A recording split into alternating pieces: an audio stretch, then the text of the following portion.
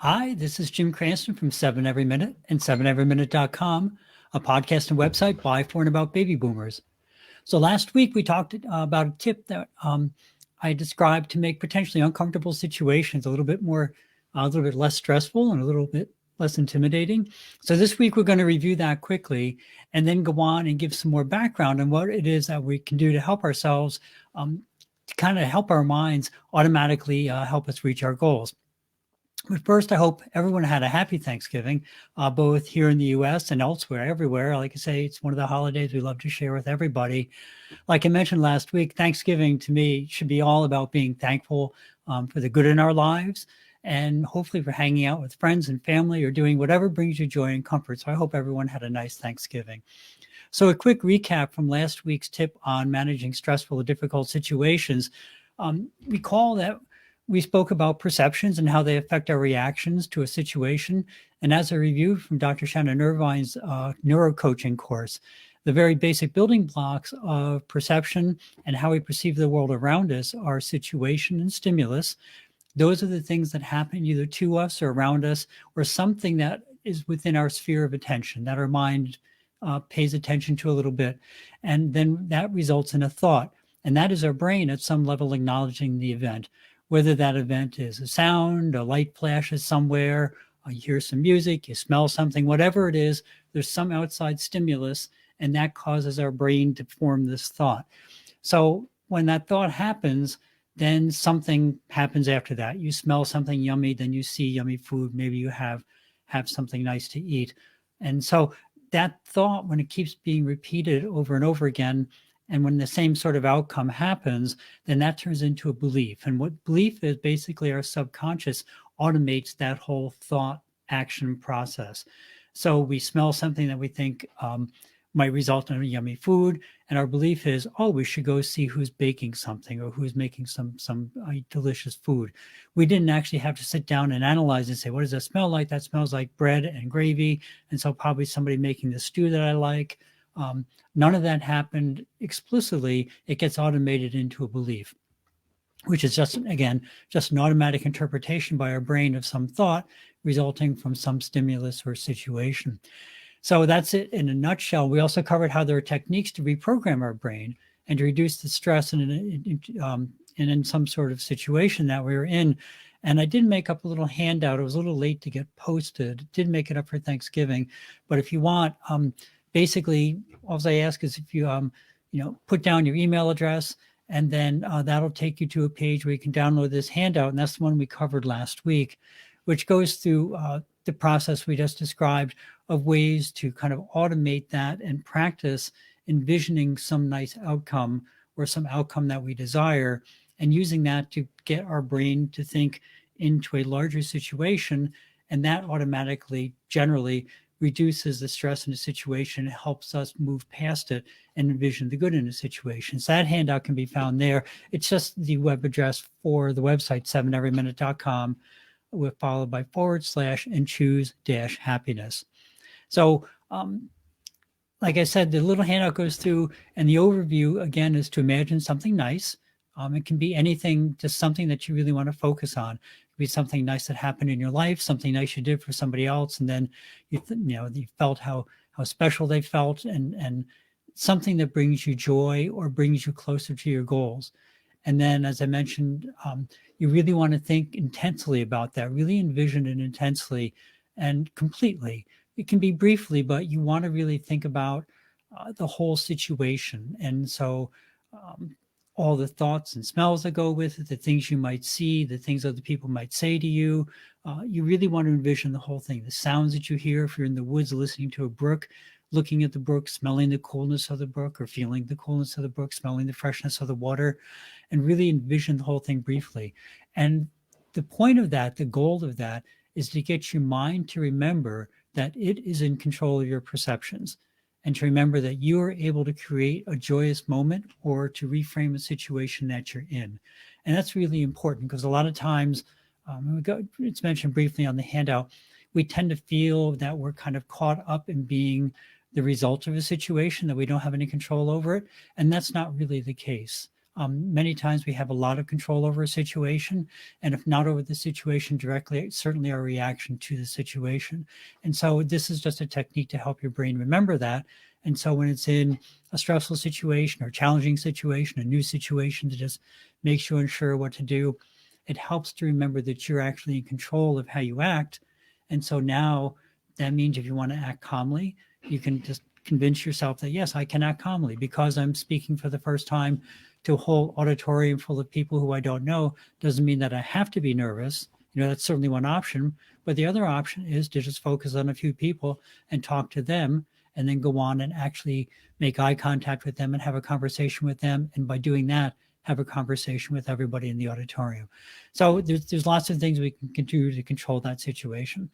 And we also cover that the intensity part and truly immersing yourself in that vision is very important. And finally, the new material for tonight now is going through the reasoning behind why that envisioning and immersion, complete immersion, what the technique is behind that and why it's so important and what we're really trying to accomplish by doing that. And so if you're just trying to imagine something nice, certainly that's a fun thing to do. It's kind of like, oh boy, I'm thinking I'm having a nice meal and going for a walk by the river, whatever. It's enjoyable, but it's probably not life-changing. However, what is life-changing is getting our brains to envision a new future, and specifically a future which is aligned with our goals and with our desires. To believe, or to get our brain to believe that it's already happening, or even better, that it has already happened. And then our brain will naturally learn to pull us towards doing things and to think in a manner that makes our successes in realizing our goals much more likely. And again, we're not trying to just imagine something. What we're trying to do is create a situation where our brain sees it as a reality. Because if you think about it, a lot of our perception forms our realities. If it's raining outside, we have the choice to say, well, now there's nothing I can do, or now's a good time to go out, throw on our rain gear and take the dog for a walk so he gets completely soaked and I don't have to wash him in the shower. The only thing that changed there is our perception of the situation. And so we have a lot of control over our lives that way. And so to explain it in another way, when we envision something positive, especially if it involves other people, and we truly start to completely envision it, then it becomes our future reality. And it really does happen that way. We're going to go through some exercises, probably not this week just because of time, but we're going to go through some exercises, and what you will see if you do them and really practice them, or set motivating phrases for you to see and really start to envision them, is pretty soon, and pretty soon is within a couple few weeks, that becomes your natural train of thought. It's like anytime you change a habit. If your habit is getting right up out of bed instead of lounging around in bed for 20 minutes, hitting the snooze alarm 4 times, if you just get up and start to envision things, envision all the things you can do with those extra 20 minutes, and how, you probably always wanted to do this, but you just never got around to doing it, and start talking to your brain and creating a situation where this becomes a natural event for you. After a few weeks, what you will find is all of a sudden that is the natural course of action for you. And you start to think about back to the old days when you couldn't get yourself out of bed, and it's kind of like, wow, that doesn't even seem like me anymore. And the reality is it's not you anymore. You've created a new you, and you can do that on many levels. So if every time you envision doing something nice for someone, and you fill out that vision with all the sensory inputs you'd really get in the actual world, seeing other people smile at you, perhaps smelling nice food, like I said, if you're having a meal together, hearing the sounds of pleasant conversation, all these cues and hints, they make that vision seem much more real to your brain. And so your brain will begin to accept that as the expected outcome in a situation, a pleasant outcome. And so it's something that your brain wants. So now your brain and your subconscious are no longer scared of an uncertain future. Because like I said, let's say you're going to have to speak to a group of people at your club or at your church, whatever. If it's not something you normally do, then it's a new and unfamiliar situation. There's a whole part of your subconscious that works very hard to keep you out of unfamiliar situations, because you know how to do in a familiar situation. So when you enter a familiar situation, your brain, your body, everything is very comfortable. You walk into the kitchen, You see your significant other there. You say, good morning, how are you? There's nothing odd about it. And you're very comfortable in that situation. But now you have a bunch of friends over for the holidays. You walk into the kitchen, there's a whole bunch of people there talking or making food and using your dishes in a way you don't expect or whatever. And now you just naturally get tense because it's a different situation. And so all you're doing is training your brain how to handle this new and different situation in advance. So now it's a comfortable thing and your brain knows what to do because you've gone through it again and again. And again, I just want to really emphasize this isn't just imagining something or wishing for something to come true. It's really very different. This is envisioning an outcome, that's true, but it's really working through all the situations, figuring out the desired outcomes and the possible outcomes, thinking back about the steps you took to reach your envisioned goal. And that's a very important thing. So if you're going to give a speech to somebody, one way to do it that's very effective is to envision having given the speech and how the people came up afterwards and said, that was a great speech, Jim. I learned a couple of things from you. That was really excellent. And all the things that go along with that are positive. And if you think, wow, what happens if the PA system stops working? And you can work through how that works. So now you're not scared of all these things that might happen because you and your brain have gone through how it could happen and worked around all the problems that might arise. All that planning end information now becomes the basis of how your brain will tend to guide you. And so since that was all focused towards reaching your goals, your brain will naturally walk you through and guide you towards reaching your goals. And one of the neat things that comes out of that, like I said, even if there are disappointments or challenges or setbacks along the way, because your brain is now on board with reaching your goals, the setbacks will truly be just a learning experience rather than some, demotivating defeat that happens.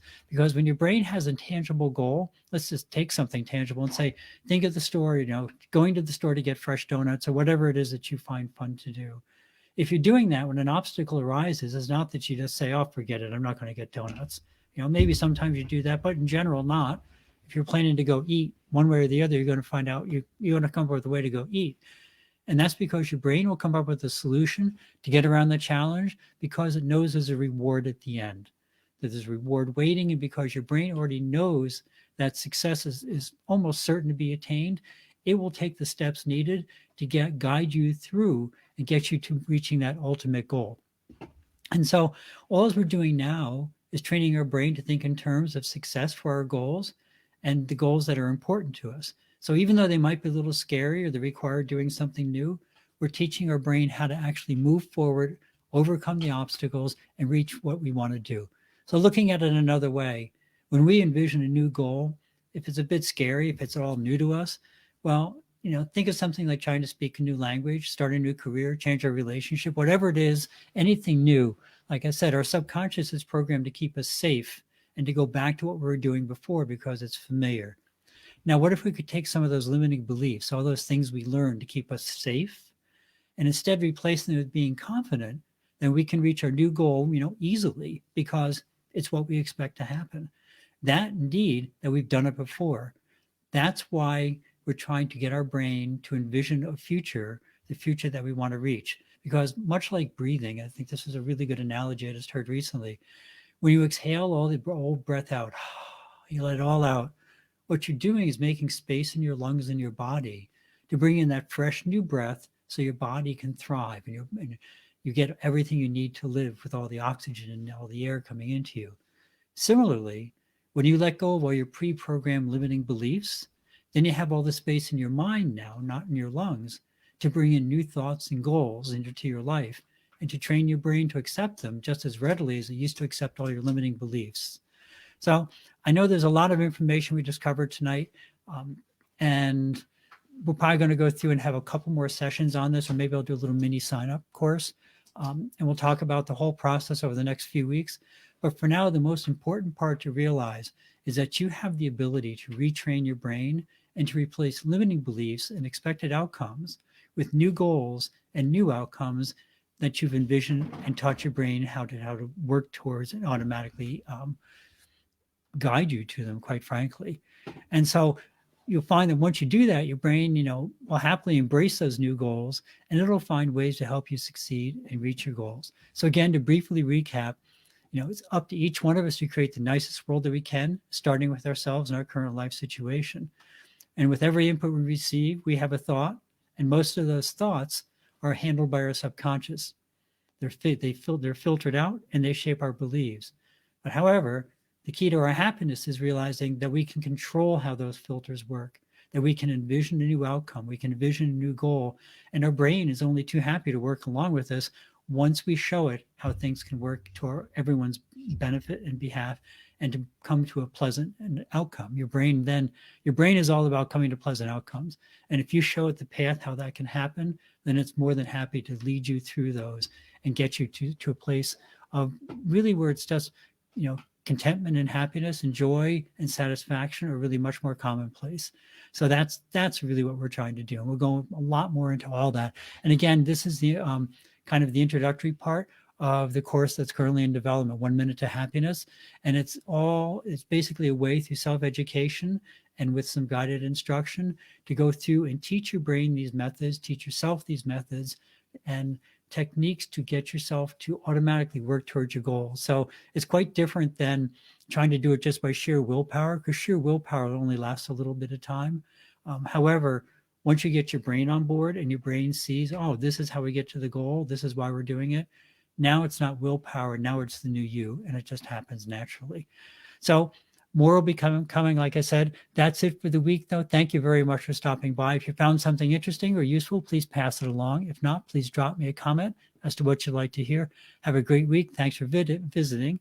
And remember to live the life you dreamed of, because that's your path to true contentment. Love and encouragement to everyone, and see you next week on 7 Every Minute and 7everyminute.com. Thank you.